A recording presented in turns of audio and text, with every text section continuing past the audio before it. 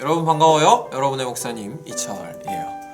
사회적 거리두기 2.5단계가 지속되고 정부 방침과는 상관없이 청소년부는 좀 더 조심하고자 해서 아마도 온라인 예배가 오래 계속될 것 같아요. 그래서 이번 주부터는 줌으로 각반 모임 진행하고자 해요. 여러분이 줌으로 진행하는 학교 수업을 매우 싫어한다는 점 익히 알고 있어요. 그럼에도 불구하고 여러분과의 온라인 교제를 위해 하는 수 없이 줌으로 진행하도록 하겠어요.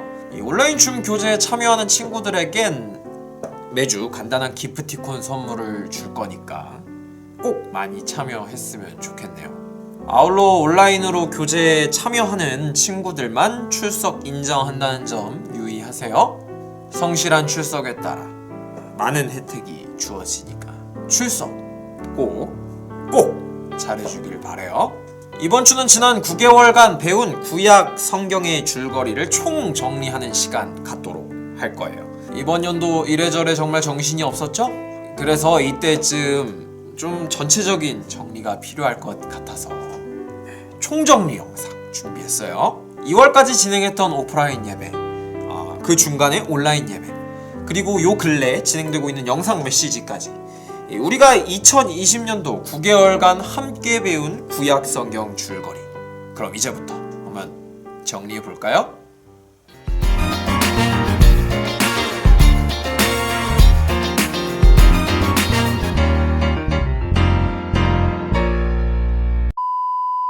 이번 연도 우리 청소년부의 주제는 널 위한 하나님의 연애 편지였어요. 성경을 과학책이나 역사책, 경전이 아닌 연애 편지로서 한번 처음부터 끝까지 정리해 보자는 게 이번 연도 청소년부 연애 편지이기에 수신자와 발신자의 관계를 가장 중요하게 여기며 성경을 살펴봐야겠죠. 보낸 분은 하나님, 편지를 받는 대상은 당연히 사람. 따라서 성경의 내용은 당연히 하나님께서 사람을 사랑하신다는 이야기라고. 하지만 하나님의 사랑 이야기는 애절한 짝사랑으로 끝이 나곤 해요. 하나님께서는 애절하게 사람을 사랑하시지만 사람은 하나님보다 하나님께서 주신 것들에 더 연연하며 하나님을 배신. 맨 처음 우린 첫 번째 짝사랑 아담과 하와의 이야기를 들었어요. 사람을 사랑하셔서 세상 모든 것들을 만들고 그들에게 모든 것들을 허락하셨지만 사람은 하나님보다 하나님이 주신 것들에 더 연연한 나머지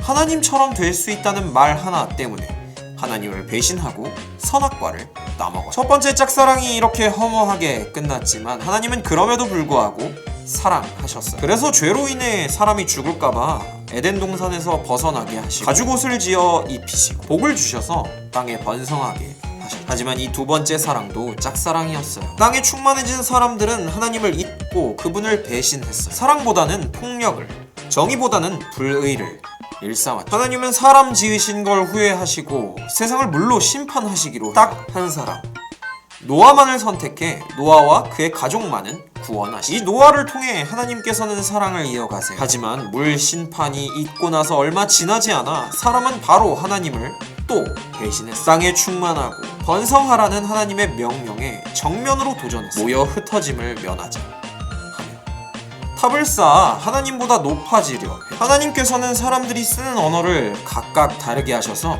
서로 소통할 수 없도록, 그리고는 갈등과 반목으로 사람들 스스로 봉사를 그만두게 하셨죠. 이걸로 두 번째 사랑도 짝사랑으로 끝나는 듯해 보였어요. 그럼에도 불구하고 하나님께서는 사랑을 이어가세요. 이번엔 아브라함이라는 사람 하나를 선택해 그의 자손들로 하여금 새로운 사랑을 이어가셨죠. 우리는 아브라함, 이삭, 야곱, 요셉의 이야기를 요셉에 이르러 이스라엘 자손은 이집트 땅에서 살게 되었죠. 이집트 땅에서 살게 된 이스라엘 자손의 수가 많아지고 힘이 강해지자 이집트 사람들은 이스라엘 백성들을 노예로 부리며 괴롭히기 시작해요. 하나님께서는 아브라함과 이삭과 야곱에게 하셨던 약속을 기억하시고 이스라엘 백성을 이집트 땅에서 나오게 하셨어요. 그리고는 젖과 꿀이 흐르는 가나안 땅으로 인도하셨죠. 가나안 땅으로 가는 동안에도 이스라엘 백성은 하나님께 거듭 반항하고 불평했어요. 그럼에도 불구하고 하나님께서는 이스라엘 백성을 사랑하셨죠. 마침내 이스라엘 백성이 가나안 땅을 차지하도록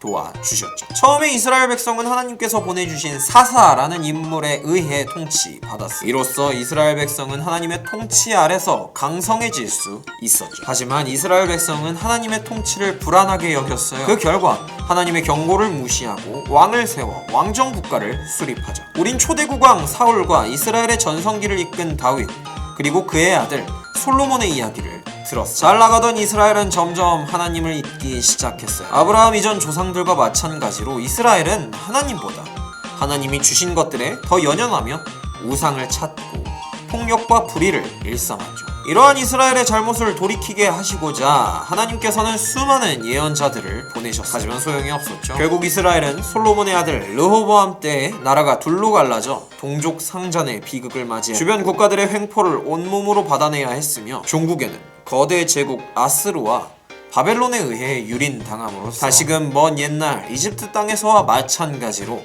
노예 신세로 전락해버리고 말아요.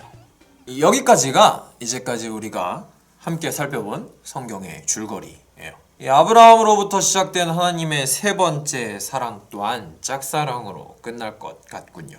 그나저나 사람의 잘못은 항상 같은 패턴을 보이고 있죠? 하나님보다 하나님께서 주신 것들에 더 연연해서 결국 하나님의 사랑을 놓치고 말아요. 이 하나님의 사랑 고백은 항상 언제나 헛헛한 아픔만을 남기고 끝나는 것처럼 보이죠.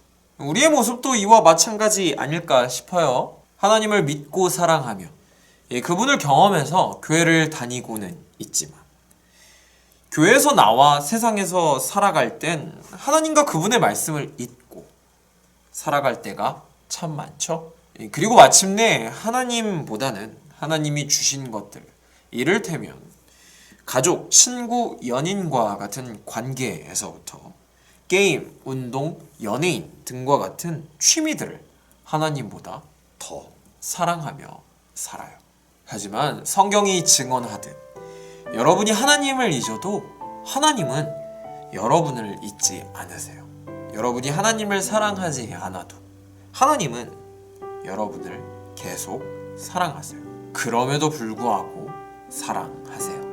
앞으로 성경 이야기를 더 들으면서 여러분은 다음과 같은 사실을 확신할 수 있을 거예요. 하나님의 사랑은 어제나 오늘이나 변함이 없다. 바로 그러한 사실 말이죠. 세 번째 짝사랑의 말로, 그리고 이어지는 하나님의 사랑. 남은 1년 동안 하나님의 애절한 사랑 이야기 계속 이어가 보도록 하죠. 그럼 다음 시간에도 널 위한 하나님의 연애 편지를 들고 목사님 다시 돌아올게요. 그럼 그때까지 안녕.